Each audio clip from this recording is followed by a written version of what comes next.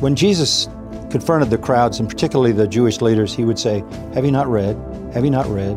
He said it over and over and over, which is to say that the Word of God can be understood. The Old Testament is revelation. Well, this is why it's so interesting, because when I read the New Testament myself, and I obviously am not a believer in the divinity of Jesus, but when I see what Jesus actually has to say about the Old Testament, it seems to me very similar to the stuff that Zechariah is saying, or that Jeremiah is saying. Sure. Right? Jeremiah says that the sacrifices themselves are basically of no use unless there's actual meaning behind the sacrifices. God wasn't there because he likes the barbecue, right? It actually has to have some meaning. And when Jesus comes along and he says, you're focusing in on all the details of the Sabbath without actually recognizing the rationale for the Sabbath, and then he exaggerates it beyond the point. It's interesting. Without loving God with all your heart, soul, mind, and strength. Right, exactly. And then he, even to make a point, exaggerates it beyond the scope of what Jewish law would permit. So for example, when he says, you're going to leave a guy to die in a ditch on the Sabbath, that's against Jewish law. You can't do that. You have to violate the Sabbath in order to save a life.